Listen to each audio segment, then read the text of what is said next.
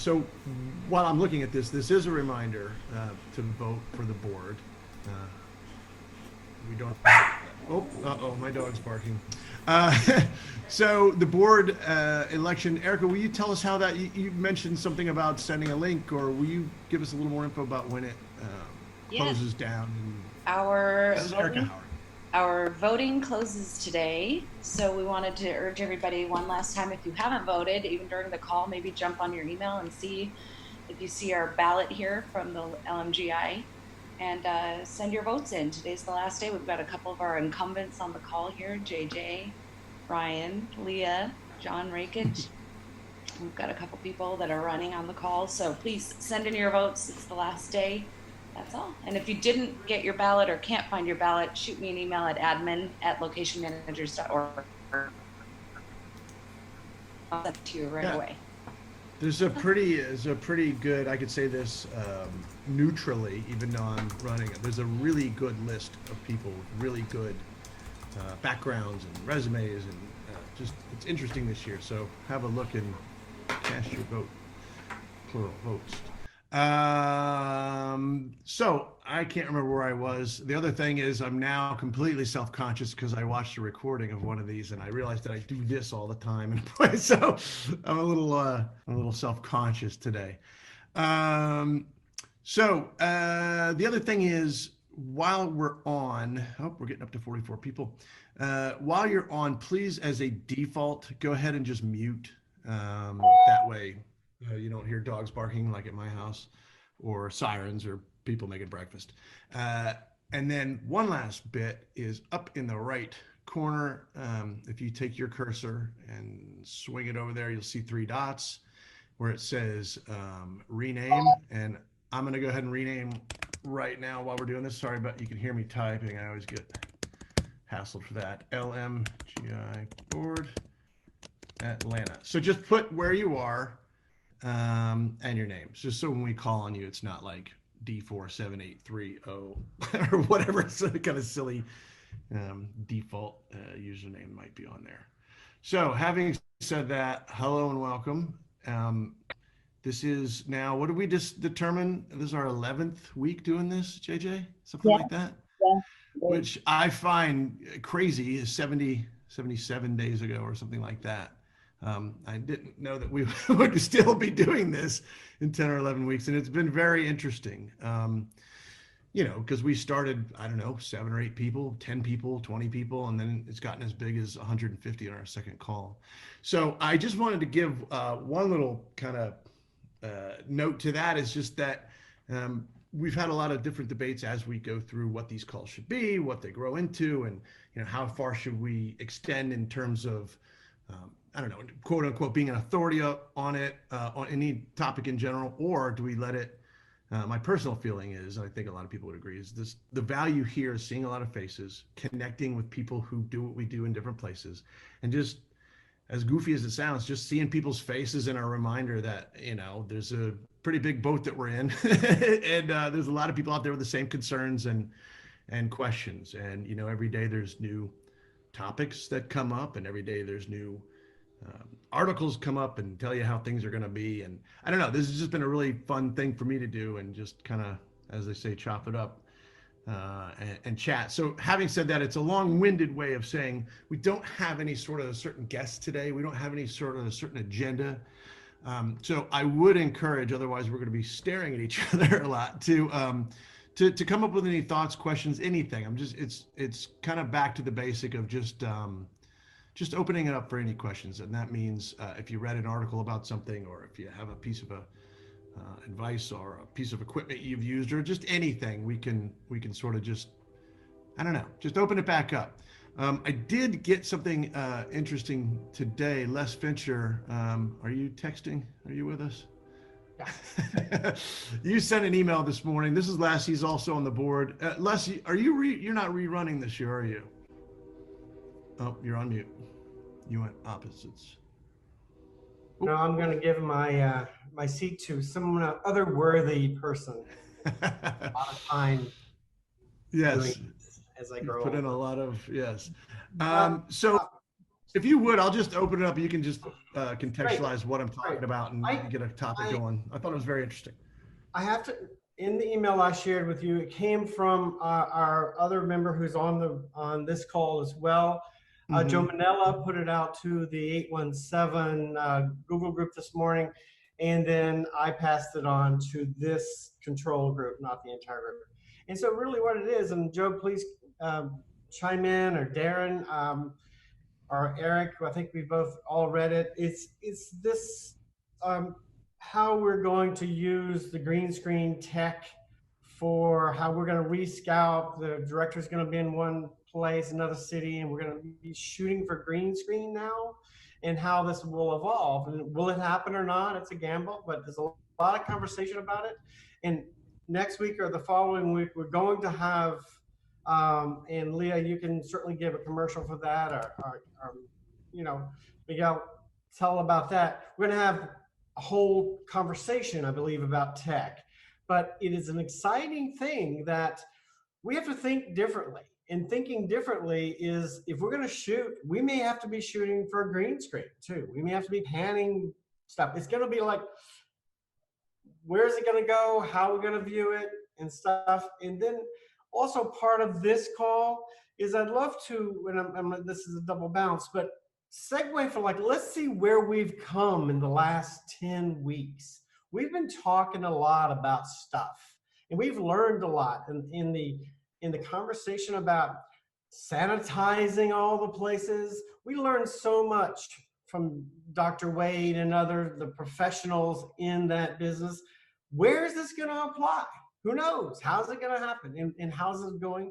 And I'll leave you with this. I put it on LMGI, and I put it on my app, Film Ready Services, that the New Jersey Film Commission sent me an email Saturday night saying that they're open for filming considerations as long as the community says yes. So that's the first film commission that has sent us emails that says, come on down, and it's in New Jersey. So, you have to meet local requirements, but it was very encouraging, if nothing else.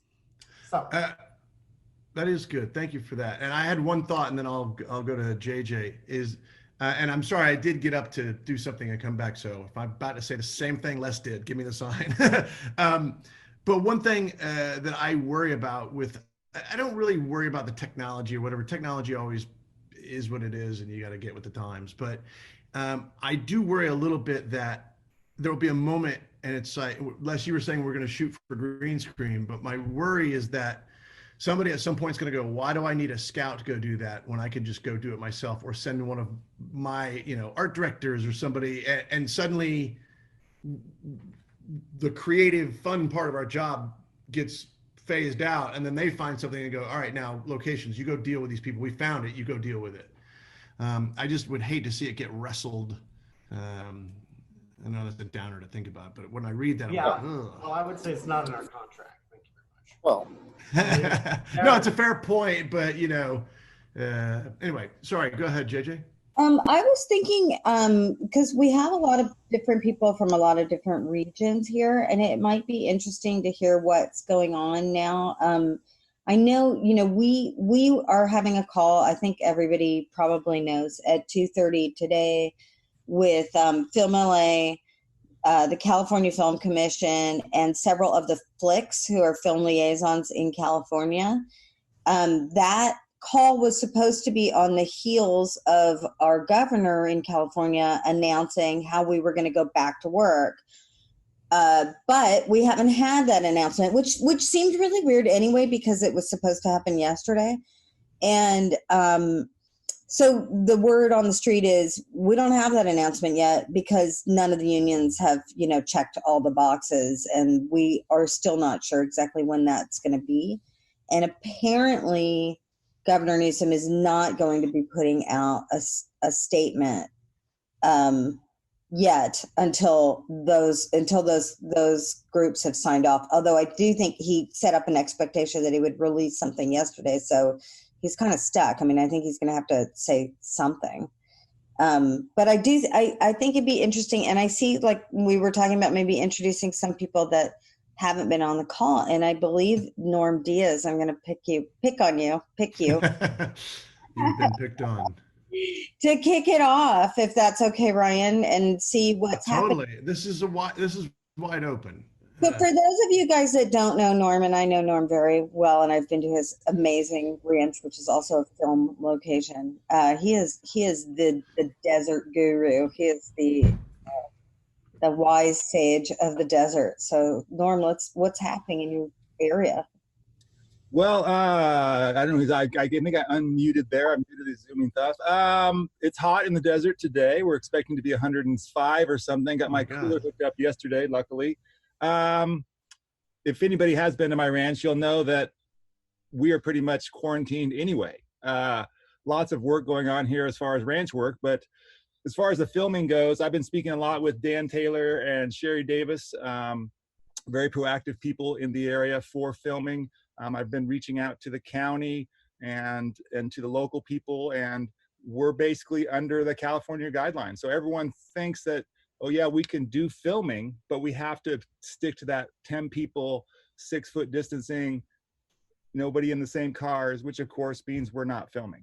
So although there is people willing to entertain the idea, there's really no way that I can see us doing what we usually do. Now I do a lot of stills, so that is easier. And I do a lot of car photography, car advertising for stills. That seems like that will be an easier thing to start up than my commercial work with crews that are larger and just all the stuff that goes with that. But still, I'm not seeing any. I've been getting calls from producers just like this question: what's going on in the desert? There's nothing going on in the desert as far as I can see. I'm just getting queries of how it would work. And we're waiting for, like everyone else, Governor Newsom to give us some guidelines. And so that's about where we're stuck. I haven't heard much beyond. I mean, that's why these calls are so important, because we just haven't had any guidance to how we can do it. There's people that are talking about it. There's people that are bidding. There's people that are doing stuff. I'm getting some calls. I've been speaking to Ventura, to Kern, to other counties, San Bernardino County. But as far as that goes, everyone is waiting for California's guidelines to make it reasonable to do filming. Yeah. And I think, well, Ryan, you want to call on somebody else, and then maybe I'll, or anybody else raise your hand or whatever. And then I have I'll have an update in a second about who from the FLICS, the film liaisons in California, and the California Film Commission are going to be on our 2:30 call today. You guys don't have to wait for me. Don't wait for me. Ryan, you're muted. Oh, just to be clear, when you say 2:30, you mean that's a Pacific time, correct? Correct. Okay. Yeah, Pacific time. Sorry. Okay. So yeah, thank you for that. I do have a couple things coming together here in terms of questions, so I'll call on them, and then JJ, just text or raise your hand, and I'll call back on you. So let's go first. I think Gan. Hello, Gan. Did you say you went and voted? Oh, you're muted. Hey, good morning. Yes, I voted, and that was fun to vote. Thanks for all the reminders to vote. I'm sorry that the Governor Newsom did not, have this moved forward, because I think New York and California are certainly in the same boat, in the sense that we have to get going. We have such giant amount of people sitting around, and it's terrible. To move on to another thing, I was wondering, is everything going to be like, are we now shooting with like LiDAR iPads or 5Ds now? Is it like you have to shoot super high res, or it's just about taking measurements so it can be recreated? I mean, it's so opposite ends of the spectrum. And could it be the camera department hogs that now? They have to send the DP out to shoot the background plate. I'm curious about who on this call. Let me see. Let's think about how to do this. Maybe the best way is to electronically raise your hand. Who's shooting 360, or just raise your hand? Who's shooting 360 already? John Rackich, I know you are. Okay, Joaquin. Okay, I see Joaquin and John Rakic. I'm trying to scroll through. Keep your hand up for one more second. Was that only two people? Yeah. And so Joaquin, what do Oh, you, David, Norm. I know, oh, and Norm, I know, kind of, and we'll hear from John how he uses it. I kind of, I want to hear if that's going to change at all. But Joaquin, how do you use your 360? What's your process? I use the Ricoh. Ricoh makes a 360 camera. I think John is holding it up right now. It's a great little camera. I 360 everything on Director Scouts, and then once we that way we can refer to it when we're making decisions. I find it even more helpful than showing singles or showing pans, especially to get reference about where things are in relation to one another. When we do the Tech Scout, I'll include a little link, a little QR code link, so people can get access to the 360 photos on the Tech Scout. It really helps the riggers show their guys that aren't there, access points, that type of thing. And yeah, it's great. I think it's something everyone should be using. So real quick, I think we got a little bit split here. I see that I'm going to do this. I'm going to go to Les, who raised his hand, and then Russ, I see that you had lobbied or put a question out there. Joaquin, to follow up on what you were just saying, once you've done this and when you've done it, how does it get used? How do the directors look at it? Do they look at it on their computer? Does it take you a lot of time to edit it? How do you title it? Do you put it in files? Tell us a little bit more about how it's used. Ricoh has proprietary software. You just upload it right to their page. I typically just catalog like you would for SmugMug. Keep a curated web page of all the 360s that are still in play up until we select things, and then I narrow it down to just the hero stuff. You have to send people links so they can access the website. For directors, a lot of times I'll just have it prepped on my iPad so that they can have the iPad and you can just sort of use your thumb to scroll around the 360. Yeah, it couldn't be simpler. You don't have to do any editing in terms of stitching it together or anything. The camera does it all in camera, and the quality is really pretty amazing. I have two questions. That's very interesting.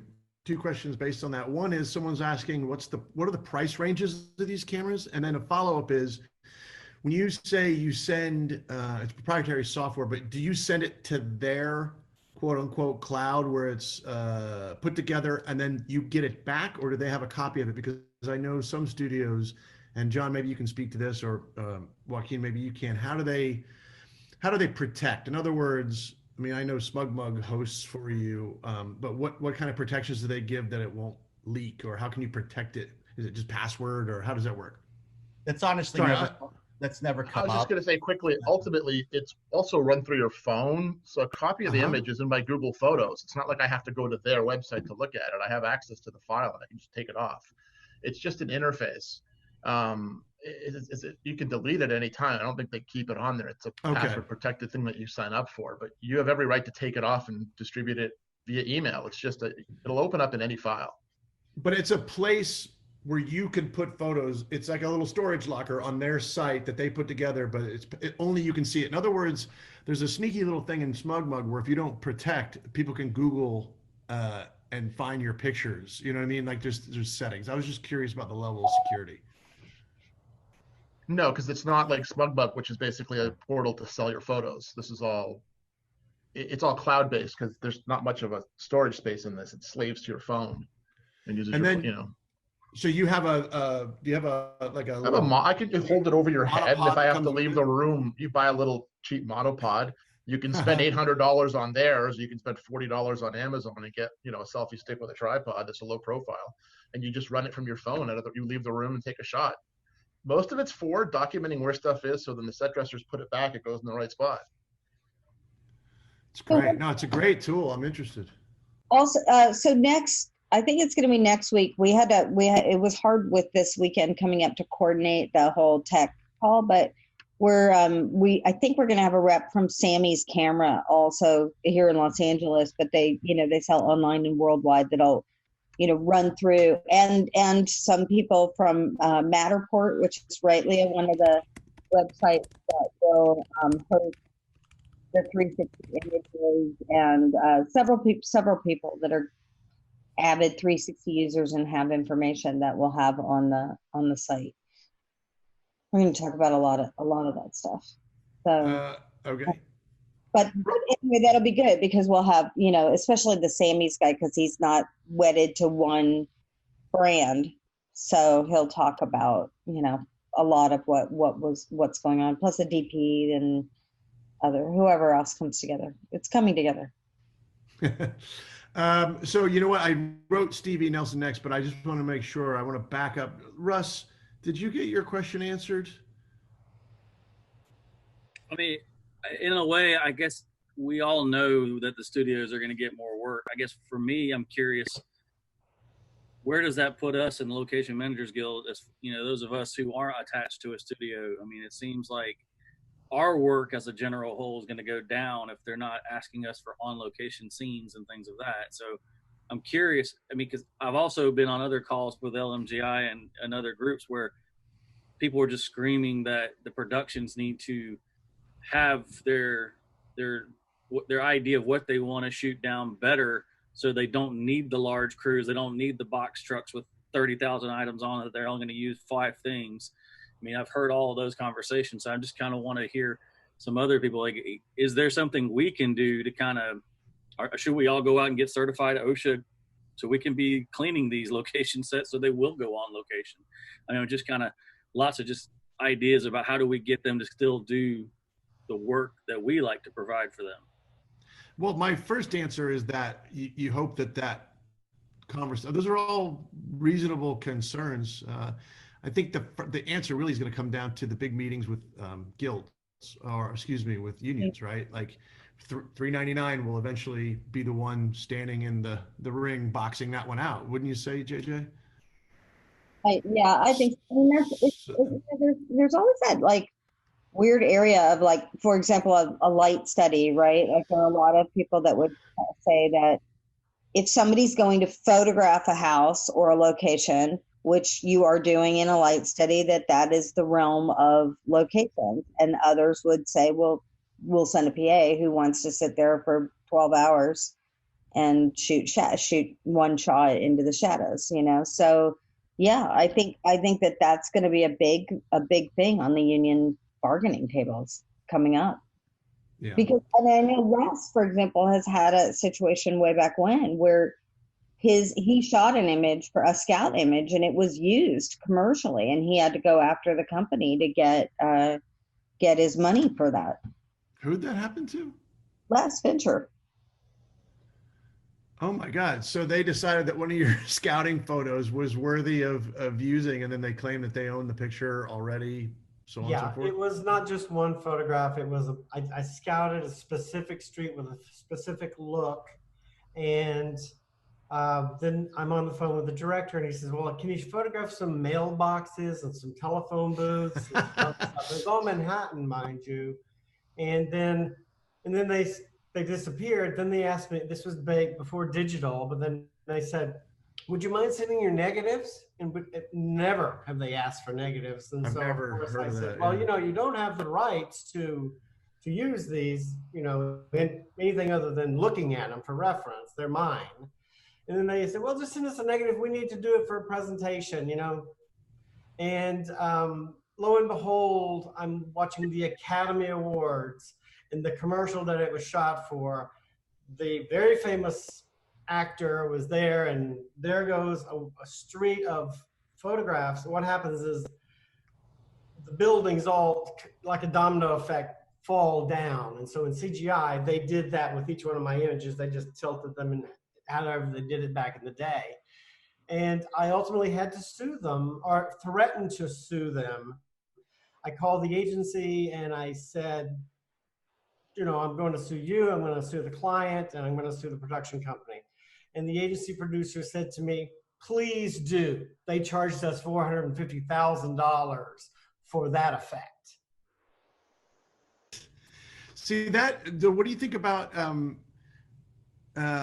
if you're a scout now, let's say you're doing the same job now, and the idea is you're going to go shoot that street, but rather they're going to, LiDAR, they're going to measure, they're going to build that street digitally, but they use your image for the actual background. Would you feel like that would be okay? Or using my experience where I really had to fight for my rights and go out there. And of course, the company later on, when they paid me, they says, "Oh, we'll never use you again." Well, guess what? I still work for the company. And that person who was saying we'll never use you again no longer works for the company. They've never used that person. Unrelated. But the point is, I think as this technology, when you shoot your 360s, and if they end up in the end product, we have to defend that stuff. The right, I know the argument can be there, but the copyright belongs to the maker. Don't forget that. I don't care who you're working for. And they're going to tell you don't, but you do. It does belong to the maker. Right. I feel that could be a reason that they wouldn't use us to scout. Well, that's not okay either. I don't think they have that option, but Russ has got a point about the non-union world. Yeah, I just, you hope that the union worlds get it right, and then you can point to that if you're in a non-union area as the best practice. So I see a couple hands. Stevie, you've been very patient, and let's go to you next. And then I see Darren Getz, and then apologies, I'm going to catch up on the chat and try and get my ducks in a row again. Stevie, go ahead. I had two things. One off of what Joaquin was texting me, and then what Les was saying. Les, for us, non-commercially, but for TV and film, in your deal memo, basically, they make you sign all this shit, and they push it like it's works for hire. I mean, and they want all your stuff. I've never given them all my stuff. I figure they can, they only know what I feel like giving them. So I never give them all my research stuff. And at the end of the day, when they ask for the wrapped stuff of all their pictures, I only give them the hero shit. Fuck them. They don't know any different. But their point is, when they make you sign your deal memo right now, that's that's all their stuff. Right. For the purpose of what you're doing, for reference only. For reference only. You're not being hired to shoot a plate. You're not being hired to shoot, stuff for CGI. If you are, that's a different deal. I mean, you got to, again, I said this a few seconds ago, you got to defend your art. But technically, that photograph belongs to you. When you shoot it, be it on the street or whatever, unless you're shooting it as a commercial photographer, shooting it for Kellogg's, that belongs to Kellogg's. You're giving it to them. They hired you to take that picture. You're being hired for a job of reference. I mean, believe me, ask the LMs on the call that have actually made these deals with other location scouts. Maybe they have different ideas. So we're going to go, if you guys check the chat here, I try to update it. So I'm going to go Darren Getz, then Lee Henley, then Rich Hobbs, and then Jimmy. I see your hand up as well. I'll put you right after that. I had one other part to my question, which my original question was about the software and stuff. Joaquin was telling me that the software was free. You only need to upload if you want to show it to people viewably. Is that just the Ricoh software? Because Joff Handwright, I'm not sure what system he's using, but his whole thing he said was basically you need this software to be able to view it, and you have to upload it, as you said, to show it.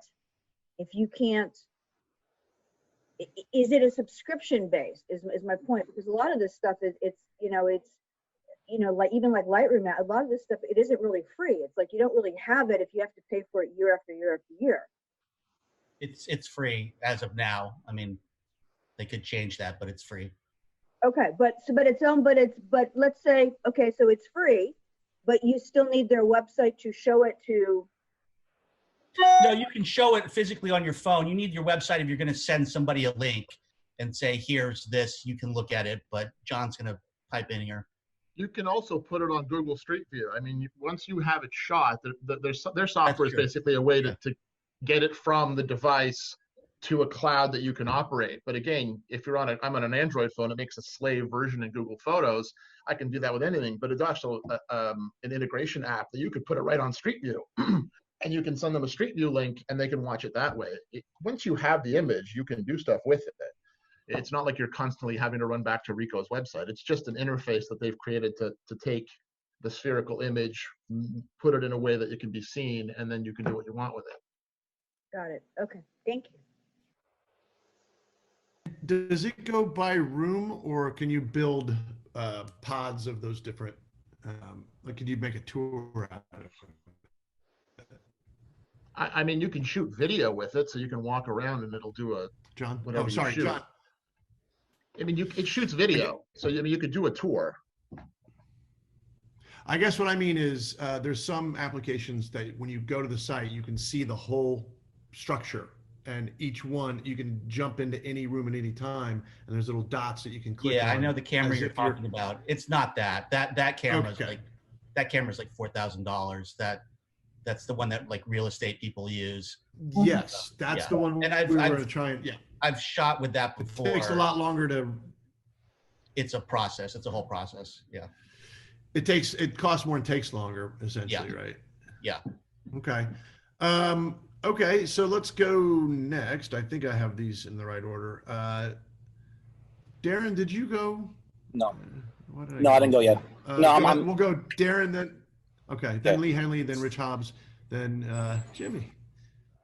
Well, I was going to say that a few things. Number one was that them wanting to use my shots was done by TNT twice. I've negotiated by the way, can you hear me? Yeah. Yeah, okay. I've negotiated a licensing fee with them the first time, because the first time they asked me to go back and take the same photograph I took in the morning at dusk. And I said, well, and also they asked me to shoot high-res images while scouting.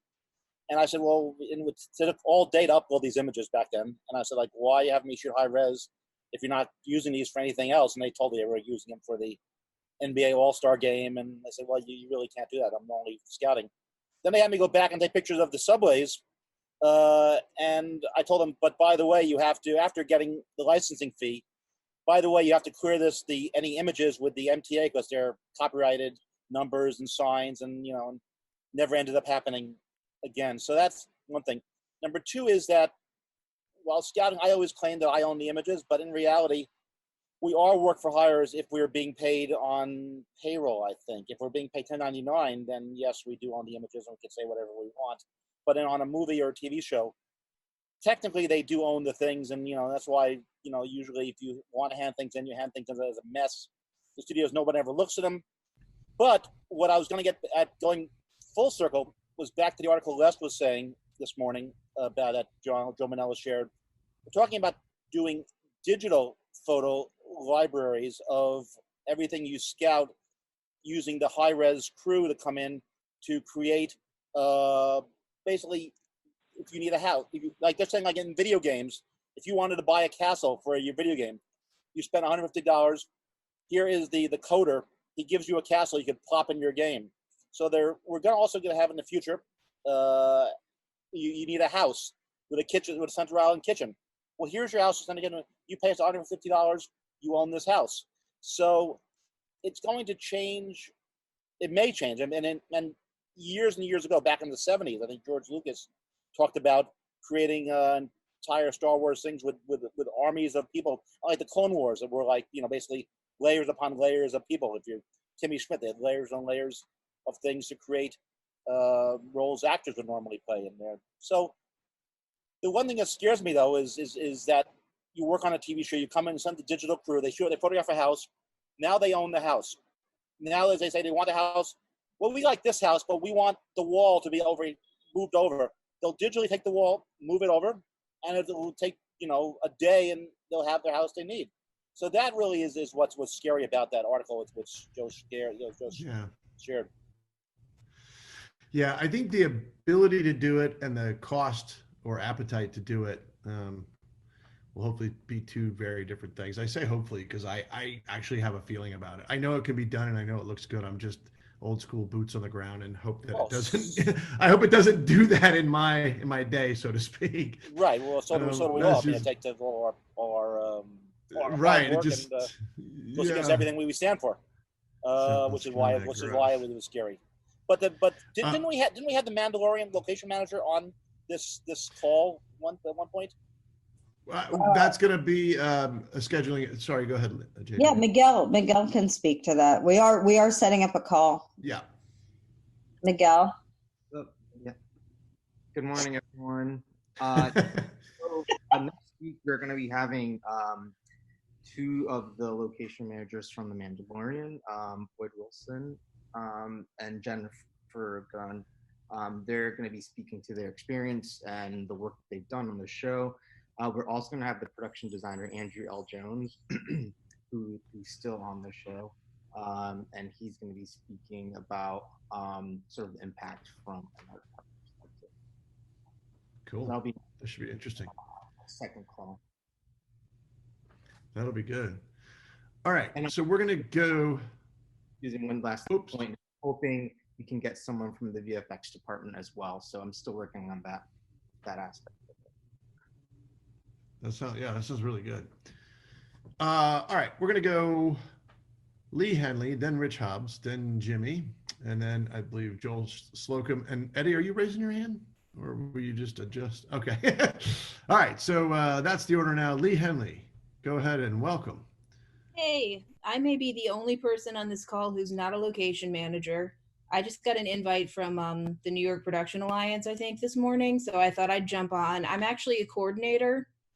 I usually do features in New York, but I was down south when everything blew up, so I got kind of trapped here. And right now I'm field coordinating a reality show in Virginia because nobody's doing features. And I just wanted to jump on because, I work with everyone and I'm out in the field now, so interesting things are kind of cropping up about locations. And I just wanted to respond to what Russ was saying about, studios and what we still need from location managers. And what I'm finding just filming in small studios over the past few days is that the studios aren't managing the locations. Like, the things that need to be sanitized are not being sanitized. We still need people to be managing the locations, and locations just got a whole lot more complicated from my perspective. Not necessarily in terms of, what directors are looking for in terms of locations. Like on my end, I'm looking at what locations look like in terms of my crew and how much space we have for crew and what things look like in terms of avoiding clustering and like how the furniture can be spaced out. And those are all the kinds of things that like I need location managers to be looking at. And I feel like, the studios may not have that stuff in mind. So that's kind of a new opportunity where I feel like we have need for location managers who know about this stuff. And I don't think the studios are going to be able to do that. When you leave, sorry, I jumped in, but when you say the studios, do you mean like stages, the actual stages versus studios? You don't mean like studios like Warner Brothers and whoever. You mean like a stage, a small stand. Yeah, right now I'm just talking about like individual locations. Right. Okay. I just wanted to clarify. But I also wanted to talk about like what Russ said about, should we become OSHA certified? Because that's also a thing that I've been looking at, is what kind of certifications are even available? Because it's fantastically confusing what would even be useful at this point. That's something I've been looking into just for myself, because I feel like as a coordinator, there ought to be something that I can do, in order to improve my employability and knowledge. And I can't find anything. Like, I know that IATSE is doing something for set medics, but that's literally the only thing that I can find in terms of some sort of professional program to educate anybody about coronavirus. Well, I can't even determine like what OSHA program would be right. Yeah, John Rackett should weigh into this because what they're doing in Toronto, at the very least. Yeah, it's not going to be. Realistically, we're gonna all be retaining the service of someone who's trained in public health, a public health degree, a BA or whatever, because they're going to be given a list of guidelines and regulations from the unions, from the studios, and from the whatever region union, and they're going to have to interpret how to put that in best practice. That's not a set medic course. That's not something you can do online quickly. It's someone who can disseminate that information and then enact it. And that's what we're looking at. Theoretically, that's going to have to be. They'll probably have a bunch of people working with them, set medics to do temperature checks, but you're asking someone to be given, like a building code book. That's something who needs some degree in understanding and how to implement it. Like we've had a couple of people go through our recommendations that have public health backgrounds to see what they think. Because again, that's going to be the majority of what this will end up being. Just it's a public health issue. But John, you guys, so I'm going to sneeze. Hold on. Sorry, guys. What's interesting about where John is and the CDC there has made a couple of courses available to the public, and anyone can take them that will at least raise your kind of awareness level.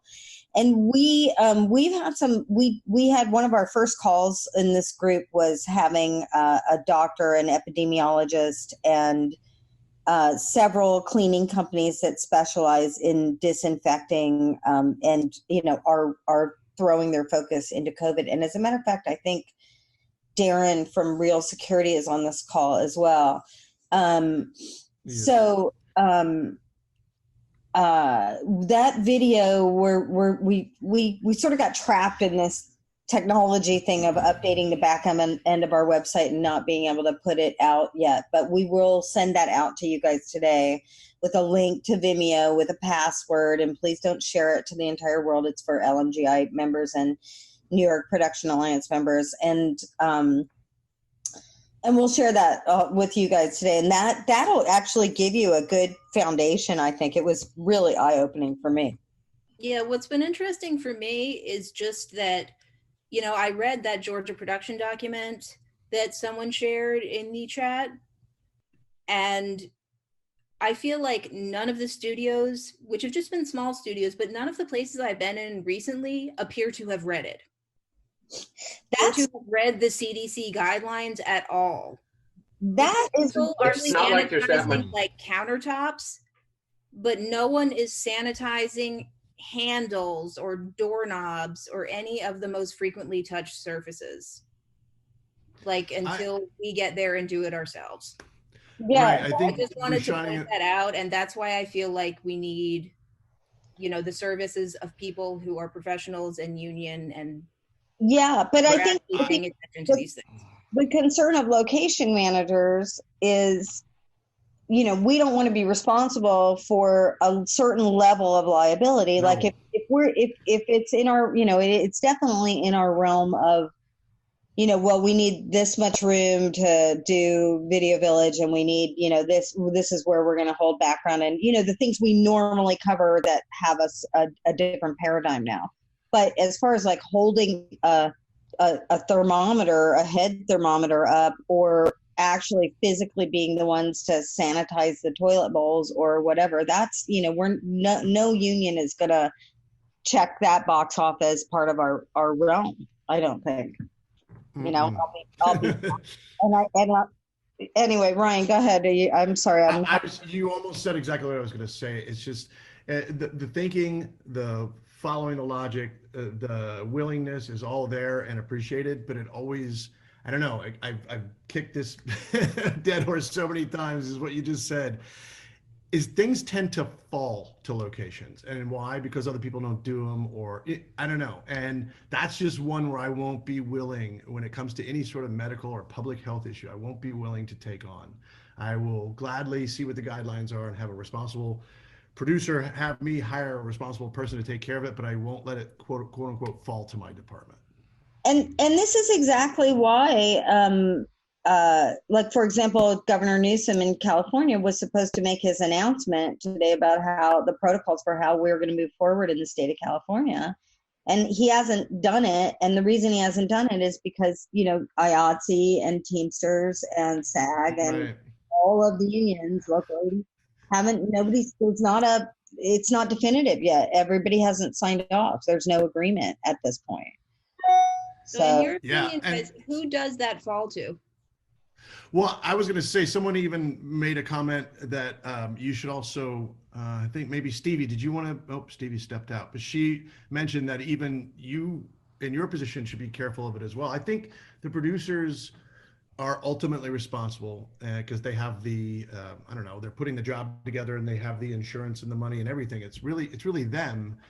But if they, again, to clarify, if you said to me, hey, we're going to have this person come in and clean, or you need to find us a company, and then that's fine, just like we do with any other process. I guess what I'm saying, I can't speak for everyone, is just I don't want to get in a position where I'm making a judgment call on someone else's health. So it falls to a new position with new guidelines, like John had said. I think sorry, I know I'm jumping in on Ryan's call, but I'm curious. All you want. They said that Local 80 said that they were going to grab it, and then is Brad? Darren from Real Security. You might have some info on this too. Thanks, JJ and Ryan. So we put together teams to help us all get back to work. That's the forefront of everyone's mind at the moment is how do we get back to work, and can we get back as soon as possible? There's the complication of the unions kind of butting heads a little bit, and the big factor is, as Ryan mentioned, no one wants to take the liability of putting someone else's life at risk, and we can all appreciate that. And we're not taking on that responsibility either, but we're looking at providing teams that can help us all get back to work safely and then remain at work. So we brought on experts, we brought on epidemiologists, we brought on physicians, we brought on level 3 EMTs, paramedics, variety of that have actually been working on the forefront of this whole COVID pandemic, whether it be in New York, some of them in Boston, pretty high level experiences in the hospitals, in the COVID operations and that, to help us put together a plan to the safe environment of film production. Again, not taking responsibility, saying that we are saying this is safe, but we're saying that these are the guidelines that need to happen, as well as obviously sanitization, sterilization teams, ensuring that a set can be sterilized before anyone goes in, and then continuously throughout the day, monitoring that. As Lee said, the simple things of doorknobs, door handles, anything like that people are touching, pointing out to the crew that if they do see someone pick up something that without a pair of gloves, counseling them on it, taking all those steps, because the location department don't have the time to do that. You've got so many other obstacles that you're worrying with. The producers aren't going to be looking out for that. But the crew that are ultimately in the forefront of everything, they're concerned. They're the people that want to make sure we're in a safe environment. So taking that responsibility away from the location departments and everyone else in the production team, and putting the experts in those roles to fulfill those duties. And that's what we have now formulated. So it's been a challenging couple of weeks, and we went live with everything last week, and literally as we went live, the momentum has gathered quicker than what we anticipated. So I can't speak on how far the developments are, but they're definitely there in various production companies and studios, producers, and meetings that we've had over this weekend alone, bringing our services on to help them kind of stay within the safe guidelines of getting back to work. Yeah, so Lee, that's probably a challenge. Like when you hear that, you're probably going, oh my God, we can't afford that on our budget, right? Or maybe. Well, I mean, it's not really my budget. I'm just the coordinator. But at some point, the producers Okay, are going to I'm have just to looking know. for solutions. Yeah, Right. yeah. I'm just trying to figure out how this is going to happen. And Yeah. Well, I thought I don't want to get buried in, was it last week or 2 weeks ago? I'm getting lost now. But we had a person on from Iceland who runs a studio, and they have a show there active.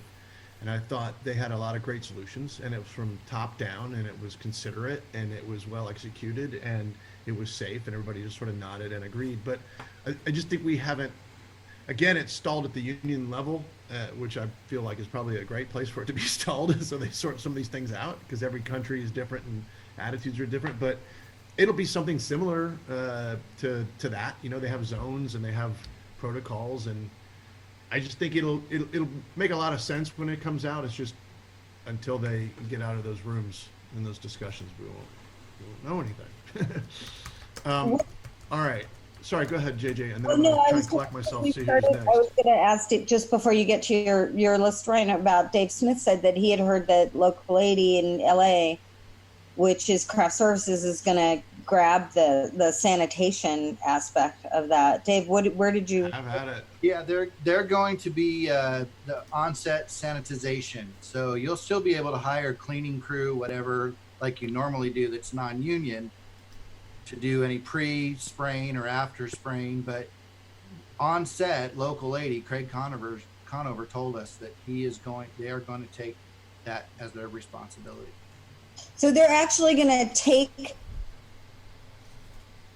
the actual responsibility, or going to supervise the cleaners that are going to take that responsibility? I mean, like the sprayers that I purchased, my guys are going to be doing the spraying while they're there tending the mats. Right. So that they'll fall.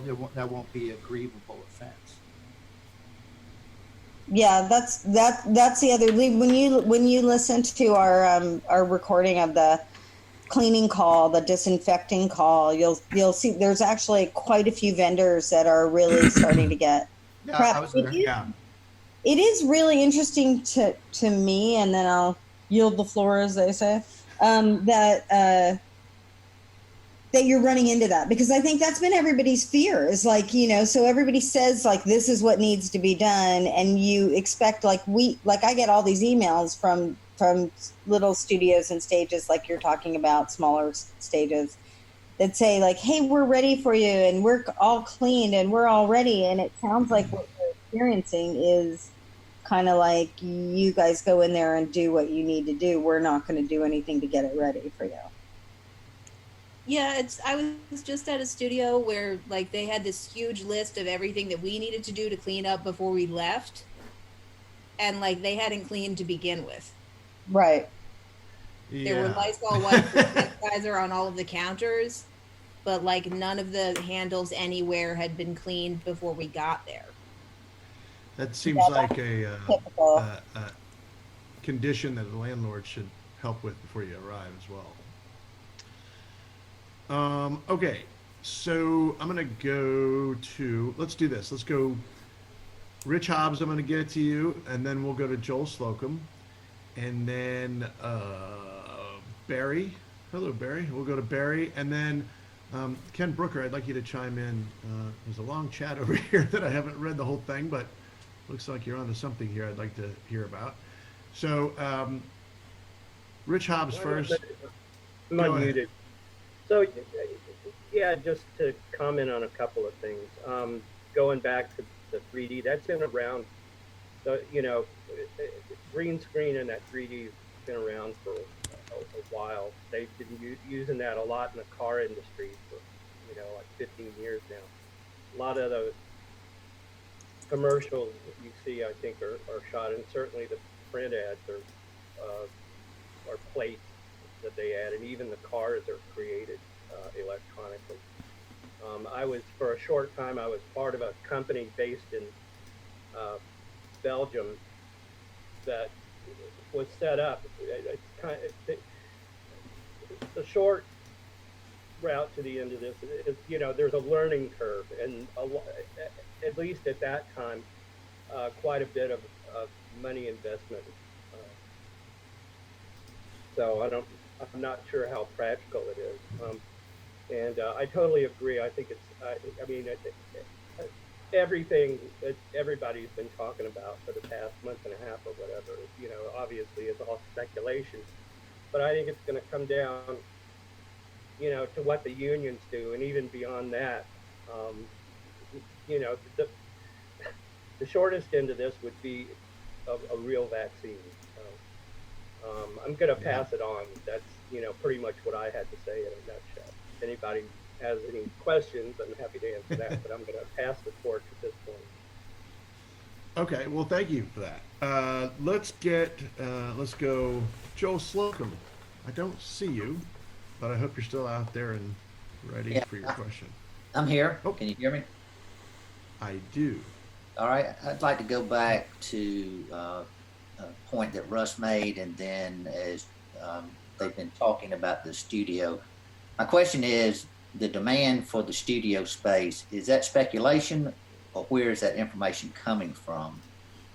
And my reason for asking, of course, is we have a smaller infrastructure here in Columbus, and so I would just like to hear what y'all are saying there as I pass that information along to the people in our community. Russ, are you raising your hand to answer that question? Yes, sir. Go ahead. Yeah, Joel, I've seen things in Deadline, Variety, multiple articles coming out of Los Angeles, coming out of the UK. Just seems like everybody's answer to be safe is let's keep everybody together and keep them inside a studio. Don't take out the equation of shuttling people, take out the equation of, having to bring crew to different cities, all of that. I can share a link, but Tyler Perry is doing something very similar to that. He's calling it like Camp COVID or something here in Atlanta, and he's got 15 stages or something crazy, and he's got houses people can stay in, and studio space and office space, and they're gonna basically starting June 1st start prepping and just having I think there's a 16-day pre-travel quarantine and 2 weeks there, and it's a pretty crazy setup. Yeah, even in Augusta here, we've got a historically black college hasn't been financially stable, and they've actually had people from studios contact them and ask them if their campus would be available to be turned into a studio because they have the dormitories on campus and things like that. Yeah. And yes, Gan, I saw your comment. Tyler Perry does have a huge operation, and he can, but he's doing the responsible thing and waiting. Again, we get back to that. He's waiting to see what the unions say to see if he can actually pull it off. Joel, did that answer your question? I don't want to breeze by it if that. No, that was fine. Yes. Perfect. And Barry, to answer your question about Alabama, I'm always concerned about what's going on in Alabama. That's always worrying me. I live in Georgia. Yeah. Well, I got to run. I got to run because my boss is about to start a press conference. But I just want to raise that I'm as enthusiastic as everybody about getting back to work, and Godspeed to all. But I am concerned that some of the places that started to open up the soonest, like Alabama, are now seeing the kind of spikes in. Well, they have to be first place in something. In New York. And I wonder how those of you who are next door are feeling about that right now as you're going back to work. Well, yeah, I mean, I can blab about my own personal feelings. Is that a lot of places around us, Georgia, where I am, South Carolina. I mean, it was big Memorial Day weekend, right? Everybody from Atlanta was at the beach, and everyone here goes to what they call the Emerald Coast or the Redneck Riviera, Panama City, Pensacola. All those Gulf beaches were packed this weekend. All of them. Yeah. And well, Daytona as well, South Carolina. So in the South, it's not just I goof on Alabama because I should, but we're all sort of guilty of it. Atlanta feels like it's kind of almost functioning again, and so yeah, the answer, my short answer is yes. I'm concerned about it. I guess we'll see. Anybody else? Freeze up, or I just. Yeah, anyone else from another part of the country looking and laughing at us in the South? I mean, Oh, sorry, Ryan. Can I jump in? Oh, go ahead. I was going to say, go ahead, Leah, and then JJ. I think you were trying to talk, but you were muted there at the beginning. One of the interesting things, Film Florida had a call earlier, midweek last week, and they had a doctor in from the Lower Keys. And one of the questions that was posed to him is, what do you feel is safer at this point, shooting interiors or exteriors? And he unequivocally said exteriors, as long as they're controllable. So I find it interesting that everybody thinks we're going to be rushing back to studios. And I realize that it's controlled environments that are, really desirable. But, I'm not so sure that we should be quick to assume it's all going to be studios. I think, as the gentleman mentioned earlier, car commercials, establishing shots exteriors, maybe with minimal crews, those kinds of things might be kind of the test cases that we find ourselves in. I'm hopeful, because that means it's more work for all of us. But I'd just like to kind of throw that out there and see if anybody has heard anything about exteriors. Gayan, I don't want to jump the line too much, but Gayan, are you raising your hand to specifically address that point? Yes, I am, and only in terms of this past weekend, where I was looking at all the Daily Mail sensational headlines of masses of people partying all over the United States at lakes and beaches and whatnot. And as in the tail wagging the dog, it does look like a lot of people are going outdoors now on their own, and so back to what Leah said about working outside. Maybe working outside, there's always more space outside than there is inside. We all know every stage gets really cramped no matter how big it is. So maybe it would be deemed safer to do exterior shoots. I don't know, just speculation. And also because a lot more people will be out now, so maybe people will feel comfortable doing that.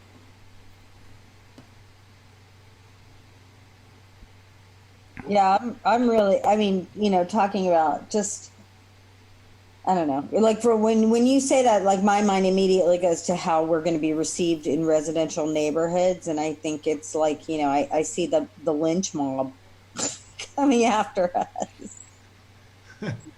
Yeah. Okay. But do you see that lynch mob at Costco? Do you see that lynch mob at the restaurant? I mean, we have to understand, when we reopen, it's 4 to 6 weeks to 8 weeks from now. The world will be a different place. Yeah. The public will be more open. People will be out there. Yes, this is never going away, like all pandemics. And again, SARS taught us some stuff up here that didn't kind of percolate to other people.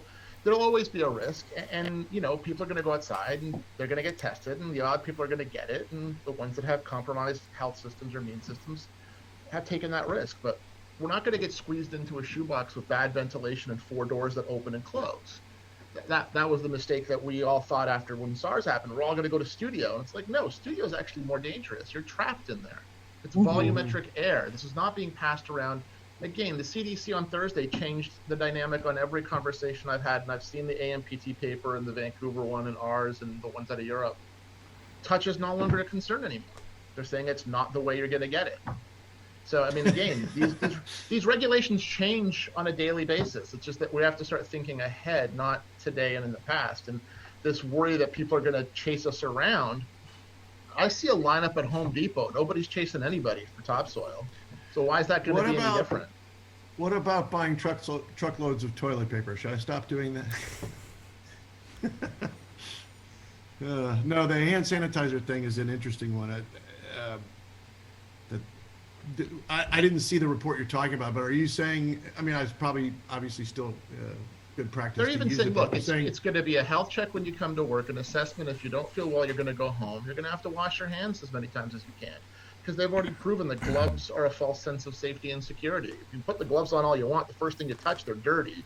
So why don't you just keep washing your hands? It's like you literally need to hire a bunch of old Italian grandmothers to sit on set and scream at you to wash your hands. It's cleanliness and it's covering your face for now. Yeah. Again, we're not shooting tomorrow. This is 4 to 6 weeks to 8 weeks from now, to be realistic. No, you're right. And I think about 60 days ago, right? We were only on our second one of these, and 60 days from now, if we're at halftime. When the Uber driver delivers you the bag of food, you stop and think about how many people have touched that bag before you open it. Why is your personal sense of safety going to be any different than when you go to work? I think about that. Not everyone. I see people just grab it and go inside. They don't think, did anyone else touch it? How do people in the restaurant? No, you wash your hands before you put something in your mouth. Yeah, well, that's what I grab the bag that I go upstairs, I put it inside, I unpack it, then I wash my hands. So yeah, I mean, I'm guilty. I'm probably pretty bad. We got delivery the other night, and I was just like, Whoa. Okay, so let's do this. Let's try to get back in order. Ken Brooker has been very patient. Let's have him go. Then Leah Towers, and then Dodd. I see you. Hello, Dodd. You are noted. So that's going to be the order there. All right, go ahead, Ken. Yeah, I just shared a link to BC's WorkSafe, which is sort of a similar body as to what gentleman from New Zealand was presenting last week. It's a government body that is essentially in charge of worker safety throughout our province, what would be your state. And I haven't had a whole lot of chance to really dig into it and digest it, but I grabbed a couple of takeaways that I threw up there on a Dropbox to share with you guys. One of the things that's kind of cool is they sort of provide a safety assessment tool, like a self-assessment tool, which could certainly be incorporated into people's programs. Up here, how I think it's going to end up working in Vancouver anyway is that, the government and the safety bodies, and specifically Act Safe, which focuses on performing arts and our industry, has sort of created this framework, these guidelines to help us develop our own plans. And obviously our plans specifically will be in Vancouver anyway, more or less dictated by the studios and what their OHS protocols will end up being. Anyway, I provided to you guys, share it with you guys for your own consideration, and don't have a lot more to say on it. Thank you for that, and welcome back. Good to see you. Let's go. Here's what we're going to do. We're going to go Leah Towers, then I'm going to go Dodd Vickers, and then Eric, prepare to be put on the spot. Klosterman, I don't see you at the moment, but I know you're in here. So be prepared to be put on the spot in two more people, because you're third. And go ahead, Leah Towers. I'm kind of hoping that the U.S. kind of puts on a role like the safety officers that are in the UK and in Australia. And I think it was Angus that said last week that in Australia, they at least have to have public safety degrees or bachelor degrees to be in that role. And I'm curious on what everyone else thinks about having that person on site hired kind of just like a department head. And maybe they have a small team that stays on set if, kind of like a staggered shift like we often do. But I think that's a great idea to at least get some of the pressure off of our department. And I'd love to hear more about that from Angus and anyone else in the UK. If he's on this call, I think he is. I was going to say, I'm... Angus is here. Now I'm muted. What am I doing here? It's a mess. Angus is here. Okay, cool. So here's what we'll do. Angus, let's chime in if you're ready, and then we'll go to Dodd, then Eric Klosterman. Then I'm going to call on Eric Klein because I had a question. He said he had the virus, and then I saw Lee Henley's hand up. And then it's getting close. It's probably, we have 18 minutes unofficially, so there's plenty of time for everybody to chat, but I will try to keep it moving here. So Angus, are you around? Where did you go? Hello? All right, we're going to go Dodd first, then Eric Klosterman, and then Eric Klein. Hey, everybody. Klein, I'm just going to ask you about having the virus. I was just going to share my personal experience. I've talked to a couple of different producers, one of which is starting Creative Scouts next week with multiple vehicles with 1 or 2 passengers per vehicle. They've also sent me their underwriting documents, and all of them reflect that everybody will be signing writers starting, and I just hadn't heard anybody mention that. I know you'll be, if you have anybody that's had a haircut, probably not a lot of you, but here in Georgia, the salons are open. One of the things they're doing is taking temperatures. You're signing a release saying you're going into a high-risk environment, that you haven't been exposed and things like that. But that's all been part of the underwriting documents I'm seeing from these line producers before they even consider going into production. And I just wanted to mention that because I hadn't heard anyone mention that yet. What do the writers say? Well, it's mentioning, just like in your start work, you'll be signing a document saying you're going into a high-risk environment where COVID-19 may show up, and that you're taking on the responsibility for that. And the unions, those been run by the unions? So these are union shows, so I'm assuming they're talking, I'm not working on either of these shows yet. I do have a show that has said they want to get started in mid-August, but they're still in development of all their documents and talking to unions.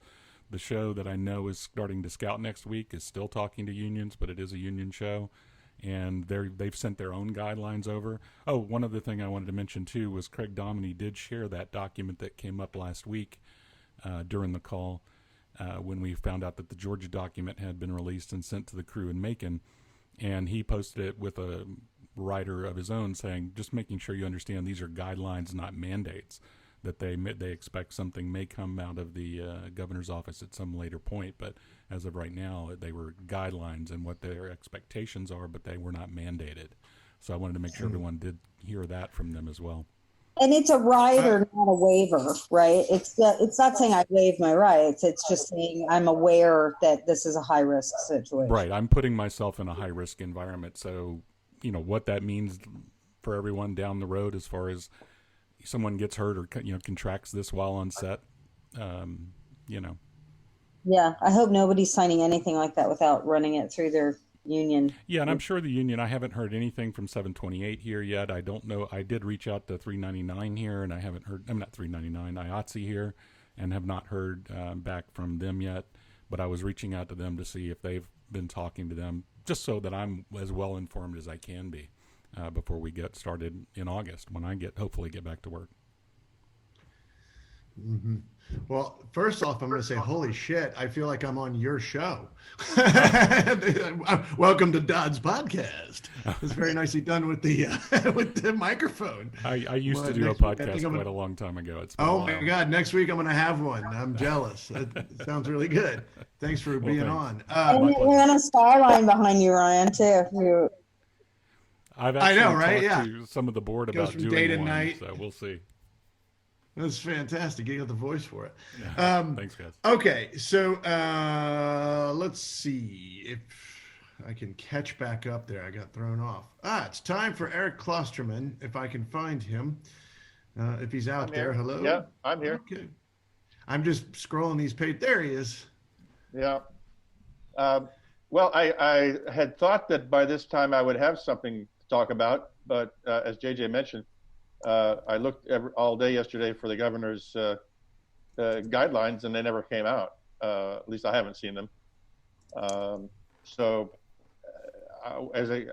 still in a waiting pattern, a holding pattern. I have a feeling that they are trying to get more input from the guilds and unions than they had. I think they were. So.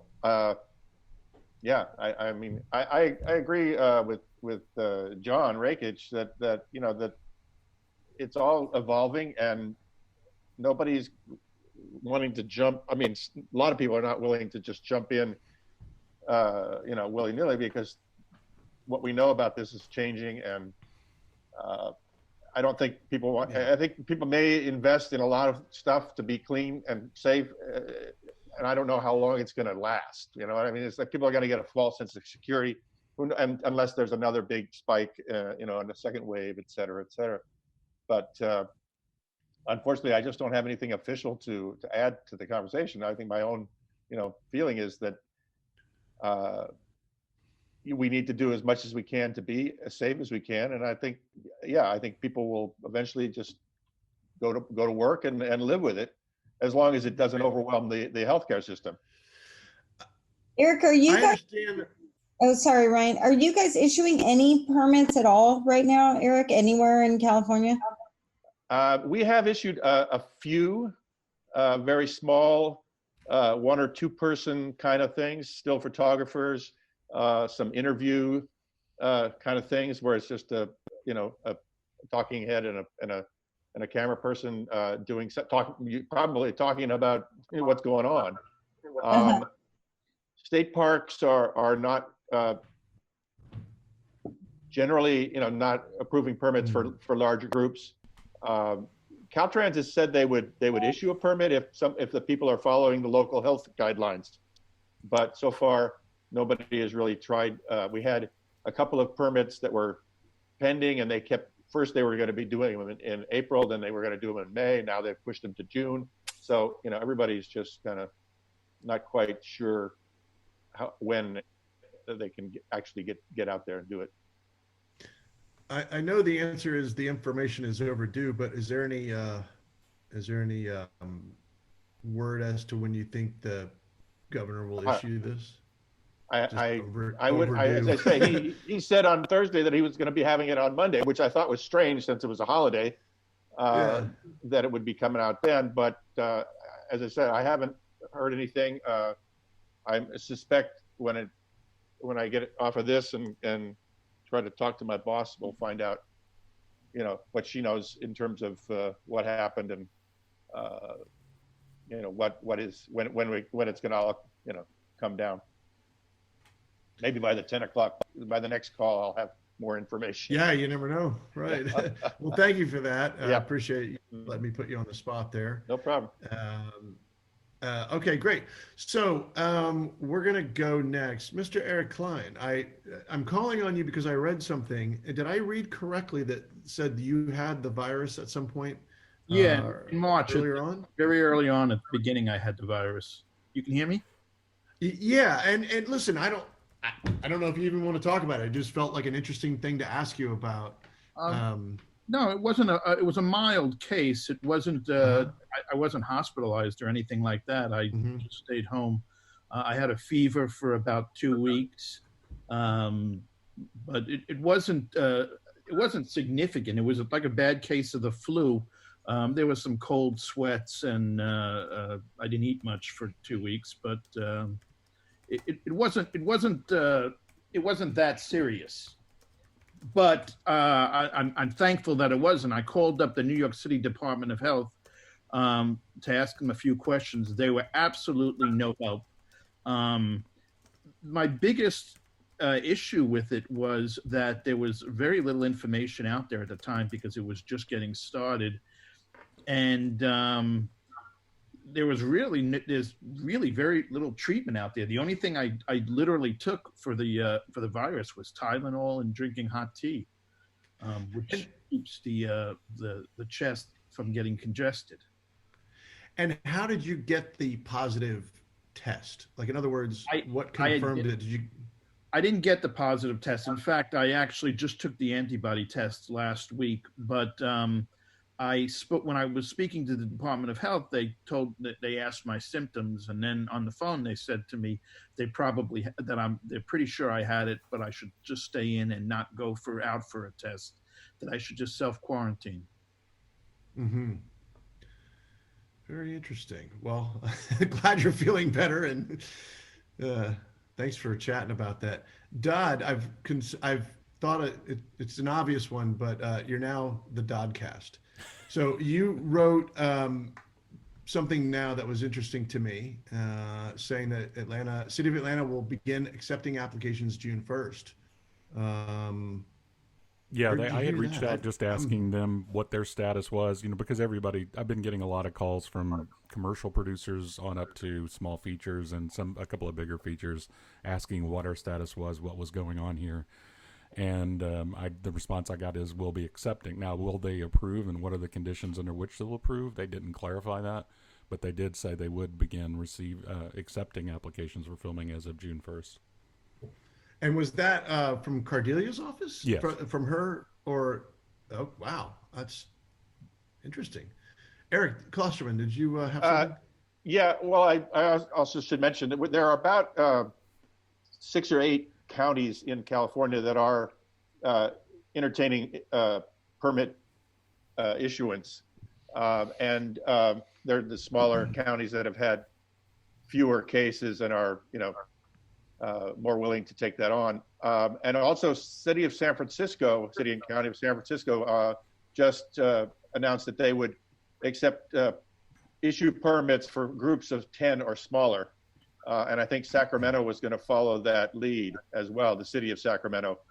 So, state permit wise for state property, we haven't really seen much. We haven't issued much, but some of these other areas are starting to open up. Excellent. And I'm really going to put somebody on the spot right now, because I see Dan Rogers from South Carolina, who we've spoken several times over the phone. I've never met in person, but if you're not muted and you want to come on and talk about things in South Carolina, I'd love to hear your input.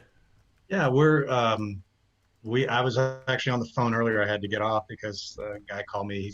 He's scouting hospitals. So I was just helping him with that. And we've been talking to some, studios and execs and just trying to figure out best practices from here on out, much of what you guys have already discussed. And, the most of the talk that I've been hearing is that, it's how do we do this? How do we move forward given the situation we're given? And they think that maybe the state already has guidelines when really the state doesn't, at least not South Carolina in terms of specific for production. So I've been pointing people to our commerce website, which deals with businesses in general, and asking them to stay, to look at that as an example of what you might find when you're on the ground here. I've already spoken to the Medical University of South Carolina and got somebody on board to at least be the go-to person, so that when production come, particularly Charleston, because that's where a lot of productions happen, when they show up here, the MUSC people are already kind of on board and ready to help out where needed. And you're in Columbia, right? Columbia, yes. You're in Columbia. And then, do I have it right? Does Danny McBride have a facility? Does he just rent one long term, or did he purchase one there? They're renting in Charleston, a former mall. It's the Sears portion of the mall, and they've made it into their office space and their stage space. And they've been put on hold for the second season of Gemstones, because they were supposed to be shooting now, and John Goodman's schedule did not permit it beyond July. So now they're looking at possibly doing a short Christmas special and then picking up the second season next year in January.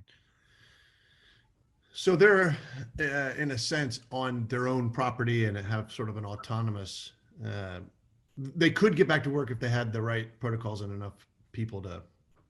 As far as I know, we haven't gotten into the details yet about what they're an HBO show, so I guess everyone's waiting to see what HBO comes up with as well. Very interesting. Well, thanks for joining us. Sure, absolutely. Very interesting. That. Good to see you. Yeah. Good seeing you too. I was saying, I don't know if you were on at the very beginning, but this is our 11th week doing it, meaning this is the 21st one, and that seems like a lot of them. Because we do them twice, and then I guess we're doing them 3 times today. So, JJ, did you want to go ahead and it is 11:27, so we're almost to the end, and I don't see a new question. Oh, sorry, Lee Henley, go ahead. Hey, I just wanted to go back to what Leah said about second shifts in terms of safety managers. I didn't see this. Is this on the chat? She mentioned it when she was talking about having a safety manager and potentially having somebody do second shifts. Like, I am the safety manager on the shoot that I'm doing right now. And what I'm finding is that people's vigilance markedly decreases as we go throughout the day. So that's something that I'm providing just kind of guidance to a studio in New York based on what's happening on the shoot that I'm doing right now. And that's something I mentioned to them. It's just that I would suggest having a second shift because vigilance decreases and there's so much paperwork generated that I feel like it would be really useful for, whoever that ends up being, I would suggest that there be a second shift, because I feel like whoever it ends up being, that person needs to have more energy and a fresh perspective, and needs to have That makes time sense. to do the endless paperwork that this generates. Okay. I just Sorry, Leah, did you have a comment on that? Yeah, I just wanted to clarify. It was more. I wanted to hear from the UK and Australia folks that we have on here sometimes, because they have a safety officer position that kind of handles a lot of bigger things, and then they give their recommendations to the locations department and other departments about what to do in their professional opinion. So, I'm kind of hoping that maybe that's something our U.S. crews take into consideration. I know that I think it was one of the location managers on one of the other calls said that she had somebody on Underground Railroad because that kind of did that position. Yeah, Allison. Allison. But I think it was Angus that said in the UK or in Australia, it's a position that has to have a bachelor's degree to. I distinctly remember that conversation too, and being pleasantly surprised that that was a thing and that we should adopt that. And what better time than now to say, here's a doesn't have to be a studio person. It doesn't have to be, it's kind of like a crew position hired by the studio to interact with their safety people if they have them, right? It's not the safety person that Sony gives you or whatever. I thought it was a great idea. Yeah. And I think it would be, it's exactly, I think, what John was talking about earlier. It's just a person with qualifications watching for the safety so that nobody else has to in this case. JJ. That's what security is talking about providing as well. Like, you know, a lot of people are looking at security to do this on set just to, you know, be the hall monitor, so to speak. I feel bad that you're in that position. I would never want to be in that position. Like, yeah, and I don't. And I think that it should be a specialized position, and that the person in that specialized position should not have to hold that position the entire day through, because it really does require vigilance. And that's why I'm suggesting that it be done in 2 shifts. That makes total sense. And maybe even depending on the hours of shooting, maybe 3, because daytime has prep and night, you know, if you're on a night schedule. You know what? Sorry, Ryan. I was going to say, I'm going to ask Magnus if we can get permission again from Netflix to show that video, because that was pretty cool. You know, that was pretty cool to, you know, to see that it explained a lot. I thought it was Netflix is handling stuff. For those of you who didn't see it, it was we had a guy I was mentioned earlier from Iceland working on a Netflix show, and Netflix did a behind the scenes on what they're doing, and it's not for public consumption, but they let us show it just on the call. And it was really good to see a major studio and a thoughtful crew work it through. I wanted to do this. I wanted to go to Angus real quick. Good to see you. And then we'll close out. JJ, if you wanted to talk about any kind of business for your next call, or if anybody, Eric, if you had anything LMGI related. Angus, all right, where are you? You're never in the same place twice. I'm still in New York trying to orchestrate my escape. There you go.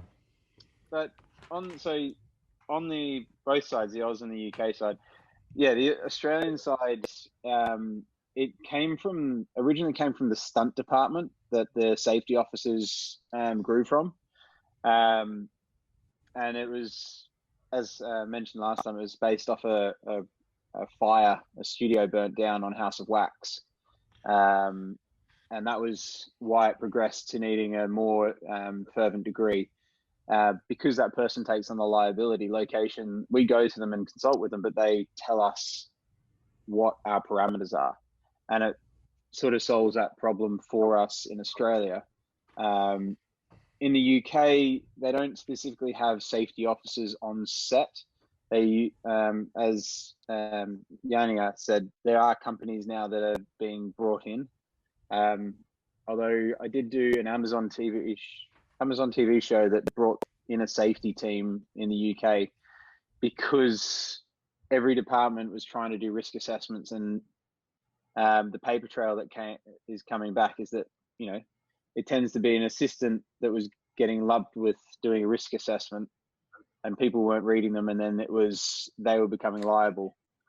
And it all got, I was in meetings over there, it got pushed on one of my jobs, put to the producer, and then the producers are starting to bring these outside companies. But having someone on set in Australia, what I always found is you always had someone there. They had their assistants if they needed to on a big job. But you always had a department head that could speak and talk about the legislation as the biggest thing, you know, all the government up-to-date guidance, because for us is too much for all of us to go through with contracts and, you know, the usual craziness that ensues with any production for a locations department trying to juggle. You need someone that can give you a straight answer. And it's a yes or no answer, which is the best thing that I always found. And I think it's, you know, I think that needs to be encouraged everywhere on big jobs, especially because it takes the onus off us. But it's a production-led thing. It's production managers and line producers saying we need this person, and, you know, making room in a budget for them. Very good. Well, thank you for that. JJ, did you want to say anything about your next call? We're probably getting to the end here where I should wrap this one up. Yeah, sure. So, I mean, the next call is going to be a chat like this one. So just an open chat, you know, everybody updating everybody with what's going on in their neighborhood, so to speak. I would say we tend to get more global on that call, but you know, the time seems to work. It tends to be a much bigger call. For whatever reason, I think, you know, for whatever reason. I think certainly not because of the moderator. I guess, you know, whatever. It's a little LMGI stuff. Reminder to vote, what we spoke about. Awards. So, John, do you want to say anything about the awards? I mean, we are looking for more commercial submissions. I think that's always the category that's a little bit challenging to find and nominate. But commercials, film commissions, let's be honest, anything you worked on this year, you should be nominating it. Unless it doesn't meet the qualifier, but that's kind of, you know, I don't see anyone here that's been working on a green screen show that often. So just nominate it, and you never know. I mean, we should all get recognition for what we do. Exactly. Nobody's going to blow our horn except so it's an opportunity to blow your horn, so blow your horn, you know. It's like, and I know out of this group plenty of people have worked on some cool spots, or, you know, we're watching so much TV these days, there's got to be something that, you know, some cool spot that you've seen that you think, or show or whatever, that you think is worth an award. And then, you know, we're coming up. Miguel, do you want to talk about the topics that are coming up on, you know, we're trying to alternate chats with topics and get a rhythm to this for as long as it goes. And then, you know, who knows, when we all go back to work, it'll become a Wednesday night thing, or, you know, who knows? Yeah, JJ. So tentatively speaking, what we have on the schedule will be for the second call of every Coffee Tuesday. So next week, as I mentioned already, we're gonna have a call with location managers and production designers for The Mandalorian for season 1 and season 2. And June 9th, which would be a technology call, where a lot of the sort of a follow-up on the call with The Mandalorian. We'll also be talking about the 360 stuff, and we'll bring on folks from Scenes Camera, from a few companies that like Matterport and a company called Kula that also host 360 servers, and that comes from the real estate world. June 16th, we are going to be inviting Mandy Dillon, who's the location manager of Westworld, to be speaking about her experience on the show. It'll be an opportunity for people to ask a lot of questions about what she's done on the show and how she melded a lot of the international locations to create a futuristic Los Angeles. On June 23rd, we have a tentative call scheduled to have the Marvelous Mrs. Maisel production team, including the location manager, hopefully, and maybe some of the producers to come and talk about the work they did, especially incorporating the VFX elements that include what are not unlimited to so, yeah. And our own Leah Soko was the location manager in Oklahoma for Maisel. So, and that VFX supervisor also did Boardwalk Empire. So that should be pretty cool about the recreation of that world. And any ideas for topics and or people or anything that you have, because as is generally happens with us, it's there's like 5 people in the little hamster wheel, as I say, like running as fast as we can to keep up with everything. So any topics, any ideas, anything you want to contribute to the LMGI, please join a committee, come on board, have some fun. Definitely. Let's help each other out with this, because we still, we still need it. We need people, we need manpower, we need it all. Exactly. Well, guys, again, thank you. I always enjoy these, and I appreciate people coming and having different perspectives and great ideas and things to chat about, and good microphones and backgrounds, and it's always something interesting. So for those of you that will not be on the second call, thanks for coming, and if you are going to be on the second or third call, we'll see you in a little while. Yep. Coffee Tuesday marathon. Bye, guys. Bye, y'all. Bye. Bye. Bye.